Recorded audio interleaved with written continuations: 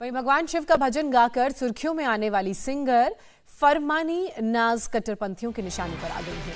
Indian idol fame singer के भजन को देवबंद के उलेमाओं ने गैर इस्लामी बताते हुए फतवा जारी किया है।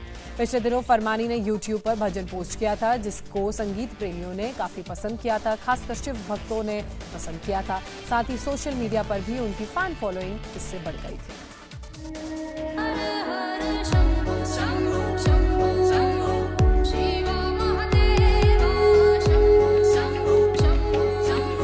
सावन के महीने में भगवान भोले का ये भजन तो हिट है, लेकिन इस भजन की वजह से इसे गाने वाली सिंगर मुसीबत में फंस गई है। अपनी सुरीली आवाज से लाखों फॉलोअर बनाने वाली इस सिंगर का नाम है फरमानी नाज।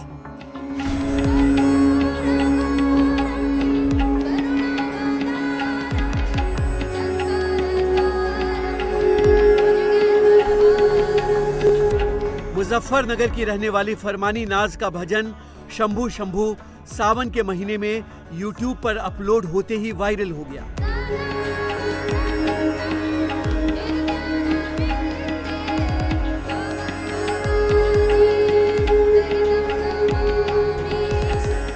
संगीत के दीवानों के साथ हजारों की संख्या में कांवड़िए और भगवान शिव के भक्त भी इस भजन को सुनकर झूमने गाने लगे।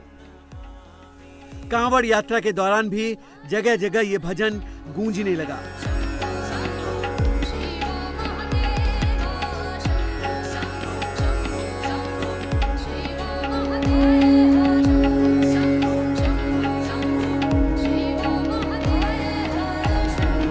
संगीत प्रेमियों से लेकर आम लोग इस भजन के लिए जहां फरमानी नाज की तारीफ कर रहे हैं, वहीं कट्टरपंथी मुस्लिम उलेमाओं को ये नागवार लगने लगा। वो फरमानी नाज से खफा हो गए और मुसलमान गायक के भगवान शिव की भक्ति में भजन गाने को शरीयत के खिलाफ बताने लगे।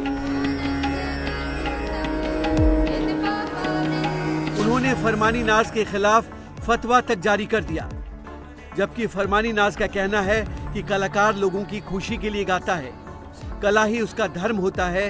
वो भजन भी गाता है, कव्वाली भी गाता है।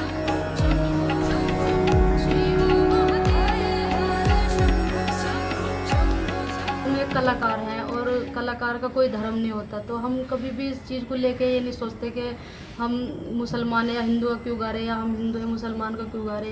तो इससे कुछ वो नहीं है, हम सिर्फ कलाकार हैं। हम गाने के टाइम पे हम सब कुछ भूल जाएं, क्योंकि हमारा मतलब ये नहीं होता कि हम किसी को दुख पहुँचाए या ऐसे अल्फाज गाए। हम सबको अच्छी अपनी आवाज़ से हम ये चाहते हैं कि अगला वाला खुश हो। तो हम बस यही सोच के गाते हैं कि हर चीज़ धर्म के गाते हैं। हमारा कव्वाली का भी हमारा चैनल, उस पर हम कव्वाली भी बनाते हैं, और भक्ति गाए तो उस पर भक्ति का गाते हैं, क्योंकि हम तो कलाकार हैं, हम सब चीज़ गा लेते हैं। मोहम्मद रफ़ी साहब भी थे जो इतने अच्छे अच्छे भजन गा के उनके बराबर का कोई हो नहीं सकता इस दुनिया में, ना ऐसे गा सकता। और मास्टर सलीम है, वो उनके कहीं भी शादी हो, उनका एक इतना अच्छा भजन है जो कि गाते हैं कि तेरी जय हो गणेश, ऐसा तो कोई गा नहीं सकता। और वो मतलब वे भी एक मुस्लिम है, लेकिन उन्होंने ये सोच के नहीं गाया कि मैं मुस्लिम हूँ क्यों गा रहा हूँ।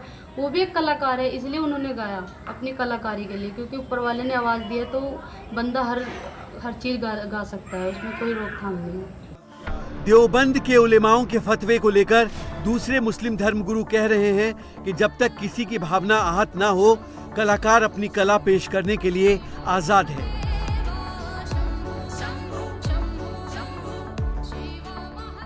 इस्लाम के अंदर जब तक के इस्लाम से किसी चीज़ का टकराव ना हो, उसके शब्द क्या हैं, जब उसके अल्फाज क्या हैं, जब तक हम वो नहीं सुन लें, उस पर हम कोई हुक्म नहीं लगा सकते, हम उस सिलसिले में कुछ नहीं कह सकते। भजन का जहाँ तक ताल्लुक़ है, भजन हो, गज़ल हो, नज़म हो, कविता हो, इन्हें कोई नहीं रोकता।